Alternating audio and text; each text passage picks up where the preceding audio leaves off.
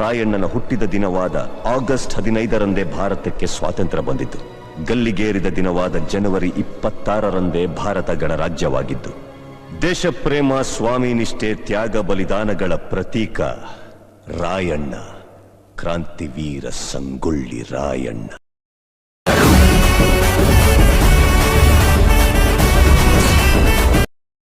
ಸಂಗೊಳ್ಳಿ ರಾಯಣ್ಣ ಅವರು 1798 ಆಗಸ್ಟ್ 15ರಂದು ಬೆಳಗಾವಿಯ ಸಂಗೊಳ್ಳಿಯಲ್ಲಿ ಕುರುಬ ಕುಟುಂಬದಲ್ಲಿ ಜನಿಸಿದರು. ಅವರ ಜೀವನದಲ್ಲಿ ಕೆಲವು ಹಂತದಲ್ಲಿ ಅವರು ಕಿತ್ತೂರಿನ ರಾಜಪ್ರಭುತ್ವದ ಮಿಲಿಟರಿಗೆ ಸೇರಿಕೊಂಡರು. ಹಿರಿಯ ಕಮಾಂಡರ್ ಸ್ಥಾನಕ್ಕೆ ಏರಿದರು. 1824ರಲ್ಲಿ ಕಿತ್ತೂರಿನ ದೊರೆ Kittur Chennamma British East India ಕಂಪನಿಯ EIC-ಗೆ ಪ್ರತಿಕ್ರಿಯೆಯಾಗಿ ಭಾರತದಲ್ಲಿ ಕಂಪನಿ ಆಡಳಿತದ ವಿರುದ್ಧ ದಂಗೆ ಎದ್ದರು. ರಾಯಣ್ಣ ದಂಗೆಯಲ್ಲಿ ಹೋರಾಡಿದರು ಮತ್ತು ಬ್ರಿಟಿಷ್ ಪಡೆಗಳಿಂದ ಬಂಧಿಸಲಾಯಿತು. ಅವರು ಅಂತಿಮವಾಗಿ ಬಿಡುಗಡೆ ಮಾಡಿದರು.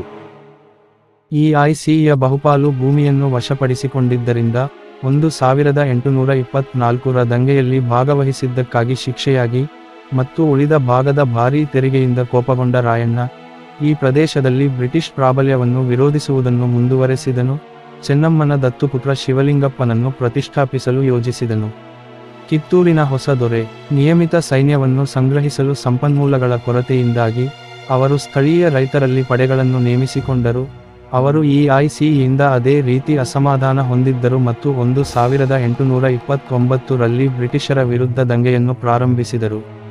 ಅವರ ದಂಗೆಕೋರರು EIC ಆಡಳಿತ ಕಟ್ಟಡಗಳು, ಬ್ರಿಟಿಷ್ ಪಡೆಗಳು ಮತ್ತು ಸ್ಥಳೀಯ ಖಜಾನೆಗಳನ್ನು ಗುರಿಯಾಗಿಸಿಕೊಂಡರು. ದೊಡ್ಡ ಶತ್ರು ಪಡೆಗಳಿಂದ ದಾಳಿಯಾಗುವುದನ್ನು ತಪ್ಪಿಸಲು ನಿರಂತರವಾಗಿ ಚಲಿಸುತ್ತಿರುವಾಗ ರಾಯಣ್ಣ ಸ್ಥಳೀಯ ಭೂಮಾಲೀಕರಿಂದ ಗಳಿಸಿದ ತೆರಿಗೆಗಳನ್ನು ಮತ್ತು ಖಜಾನೆಗಳನ್ನು ಲೂಟಿ ಮಾಡುವುದರಿಂದ ಗಳಿಸಿದ ಲೂಟಿಯನ್ನು ತನ್ನ ದಂಗೆಗೆ ಹಣಕ್ಕಾಗಿ ಬಳಸಿದನು.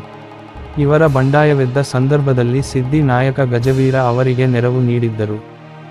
ಏಪ್ರಿಲ್ 1830ರಲ್ಲಿ ರಾಯಣ್ಣನನ್ನು ಅಂತಿಮವಾಗಿ ಬ್ರಿಟಿಷರು ಶಿವಲಿಂಗಪ್ಪನೊಂದಿಗೆ ಸೆರೆಹಿಡಿದರು. ಅವರು ನ್ಯಾಯಾಲಯದಲ್ಲಿ ಅವನನ್ನು ವಿಚಾರಣೆಗೆ ಒಳಪಡಿಸಿದರು ಮತ್ತು ಮರಣದಂಡನೆ ವಿಧಿಸಿದರು. ಜನವರಿ 26, 1831ರಂದು 33ನೇ ವಯಸ್ಸಿನಲ್ಲಿ ಅವರನ್ನು ಬ್ರಿಟಿಷ್ ಅಧಿಕಾರಿಗಳು ನಂದಗಡ ಗ್ರಾಮದ ಬಳಿಯ ಆಲದ ಮರಕ್ಕೆ ನೇಣು ಹಾಕುವ ಮೂಲಕ ಗಲ್ಲಿಗೇರಿಸಿದರು.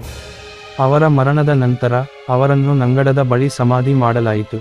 ರಾಯಣ್ಣನ ನಿಕಟವರ್ತಿ ಸಂಗೊಳ್ಳಿ ಬಿಚ್ಚುಗತ್ತಿ ಚನ್ನಬಸಪ್ಪ ಅವರ ಸಮಾಧಿಯ ಮೇಲೆ ಆಲದ ಸಸಿ ನೆಟ್ಟಿದ್ದು ಇಂದಿಗೂ ಉಳಿದುಕೊಂಡಿದೆ. ಅವರ ಸಮಾಧಿಯ ಬಳಿ ಸ್ತಂಭವನ್ನು ಸಹ ಸ್ಥಾಪಿಸಲಾಯಿತು. ಕರ್ನಾಟಕ ಸರ್ಕಾರವು 21ನೇ ಶತಮಾನದಲ್ಲಿ ರಾಯಣ್ಣನ ಹೆಸರನ್ನು ಶಾಲೆ, ರಾಕ್ ಗಾರ್ಡನ್ ಮತ್ತು ಮ್ಯೂಸಿಯಂ ಎಂದು ಹೆಸರಿಸಿತು. ಸಂಗೊಳ್ಳಿ ರಾಯಣ್ಣನವರು ಸತ್ತ ನಂತರ ಪೊಲೀಸ್ ಅವರು ವಶಪಡಿಸಿಕೊಂಡಿದ್ದ ಅವರ ಕತ್ತಿಯನ್ನು ತೂಕ ಹಾಕಿದ ನಂತರ ಅವರಿಗೆ ಗೊತ್ತಾದ ವಿಷಯವೇನೆಂದರೆ ರಾಯಣ್ಣನವರು ಬಳಸುತ್ತಿದ್ದ ಕತ್ತಿ ಸುಮಾರು 25 kg ತೂಕಗಳಾಗಿತ್ತು. ಸಂಗೊಳ್ಳಿ ರಾಯಣ್ಣನ ಕೊನೆಯ ಮಾತುಗಳು: "You might hang me but remember, a Rayanna from every home of this country will be born until we get independence."